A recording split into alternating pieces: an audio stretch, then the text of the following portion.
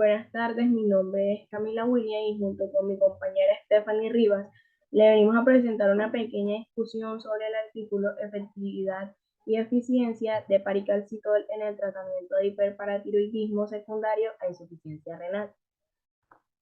Ambas somos estudiantes de medicina en la Fundación Universitaria San Martín y esta discusión va a presentar a nuestro profesor de biofísica, Luis Alberto Marrugo. Para comenzar, haremos una breve introducción de qué es la hormona paratiroidea. Esta es una sustancia producida por la glándula paratiroidea que ayuda al cuerpo a almacenar y usar el calcio. Una cantidad de la hormona paratiroidea más alta de lo normal produce contracciones más elevadas de calcio en la sangre y puede ser un signo de enfermedad. También se llama HPT, paratirina y paratohormona. ¿Para qué fue utilizado este estudio? El paricalcitol se ha introducido como una alternativa efectiva al tratamiento con calcitriol para reducir los valores de la hormona paratiroidea en pacientes con hiperparatiroidismo secundario a insuficiencia renal. Debido a su mecanismo de acción, debe presentar una menor incidencia de hipercalcemia e hiperfosfatemia que el calcitriol. Además, según el artículo, la terapia que se emplea para el tratamiento del hiperparatiroidismo secundario se basa en restricciones de fosfato en la dieta, empleo de agentes quelantes de fósforo y la administración de metabolitos activos de vitamina D, paricalcitol y calcitriol. ¿Qué es el calcitriol? El calcitriol aumenta los valores de calcio y fósforo y ayuda a producir calcificaciones vasculares que pueden comprometer como mínimo la calidad de vida para los pacientes sometidos a diálisis a largo plazo. Bueno, el presente estudio fue publicado 3 veces en ensayos clínicos que comparaban la eficacia del paricalcitol frente al placebo, los cuales tuvieron un periodo de 30 días, 90 días y un año, y empezó con un total de 38 pacientes, los cuales 5 abandonaron. A continuación, explicaremos los datos tomados en el presente estudio mediante tablas con todos los resultados del tratamiento, concluyendo cuál tuvo más eficacia y los pacientes que abandonaron dichos tratamientos por alteraciones. Bueno, la número uno se calculó es el cálculo de dosis de paricalcitol en función de los valores de la hormona paratiroidea, que vendría siendo PTH. Digamos que los valores de PTH respecto a lo anterior es igual o mayor en dosis de paricalcitol, aumenta en 2 a 4 microgramos. En la disminución mayor a un 30%, aumenta de 2 a 4 microgramos. En una disminución mayor de 30 y 60%, este se mantiene. En una disminución menor al 60%, este disminuye en 2 a 4 microgramos.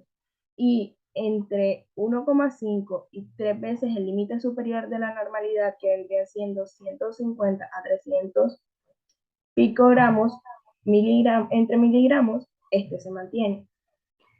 Bueno, en la tabla 2 tenemos las características demográficas y clínicas de los pacientes incluidos al inicio del estudio. Tenemos un rango de edad mínimo de 23,3, máximo a 88, medida más o menos de 59,1, más o menos de 15,3, de calcio con miligramos entre decalitros, mínimo de 6,5, máximo 10, y con una medida más o menos de 8,3, más o menos a 0,9. El fósforo, que también lo tenemos en miligramos, entre decalitros, mínimo de 2,2, un máximo de 6 y una medida más o menos de 4,3, más o menos de 1,4. En el calcio, tenemos calcio por fósforo de miligramos al cuadrado entre decalitros al cuadrado, con un mínimo de 22,27 y un máximo de 60,0. con una medida de más o menos de 37,9 más o menos a 12,6.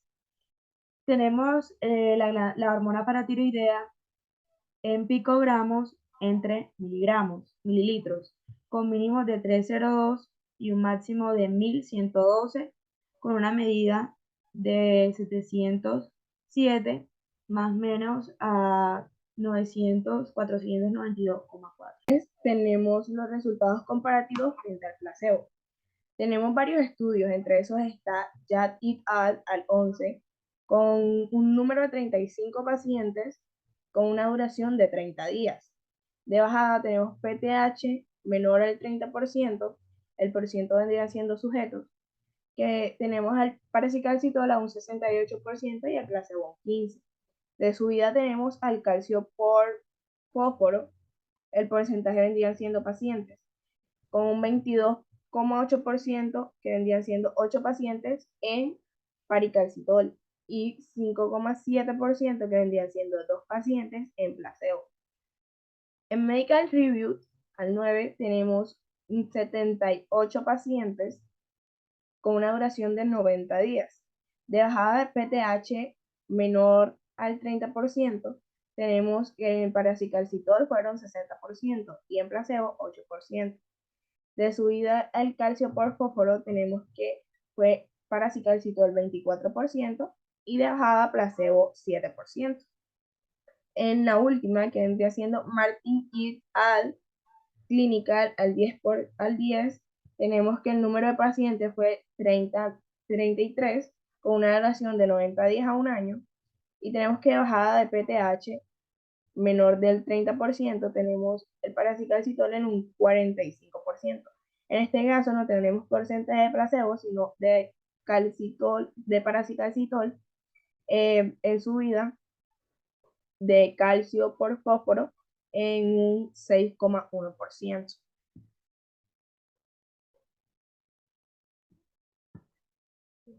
En la tabla número 4 tenemos los resultados comparativos frente al calcitriol.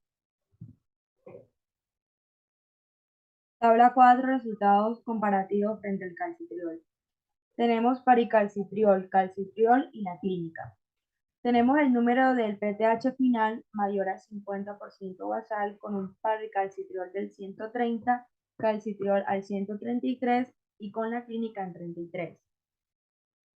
Tenemos el tratamiento hasta mayor del 50% del PTH basal con un paricalcitriol de 15 semanas, un calcitriol de 23 semanas y una clínica de 15 a 16 semanas. Tenemos el tratamiento hasta PTH con una medida mayor a 300 picogramos entre mililitros, con un paricalcitriol de 18 semanas, con un calcitriol que no alcanza y una clínica de 12 semanas. El porcentaje de los sujetos con PTH mayor a 300 picogramos en 3 mililitros. El paracalcitriol no se comunicó, al igual que el calcitriol que no tuvo comunicación, y el porcentaje de la clínica fue 69,7%. Seguimos aclarando que el PTH vendría siendo la hormona paratiroidea. En la tabla 5 tenemos los resultados comparativos frente al calcitriol.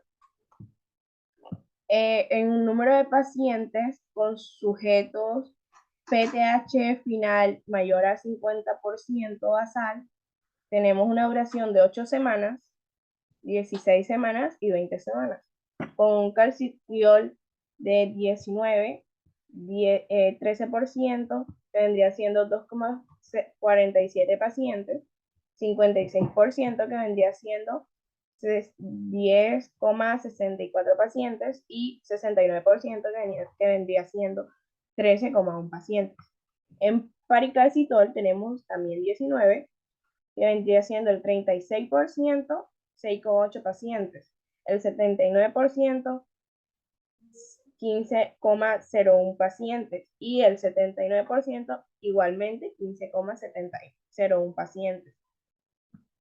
En paricalcitol en clínica tenemos 33 pacientes, lo que vendría siendo 12,1%, 4 pacientes, 48,5%, 16 pacientes y 58%, 19 pacientes.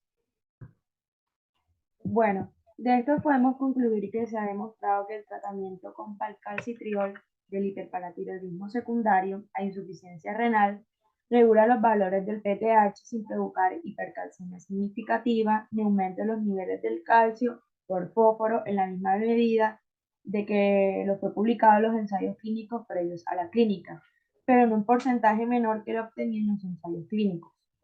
Además de esto, se ha conseguido demostrar que con este tratamiento se alcanza en un porcentaje similar y los objetivos publicados. La elaboración de dosis de paracetamol individualizadas a las necesidades de los pacientes es una actividad muy eficiente y rentable. Esto ha sido todo por nuestra discusión. Muchas gracias. Por fin.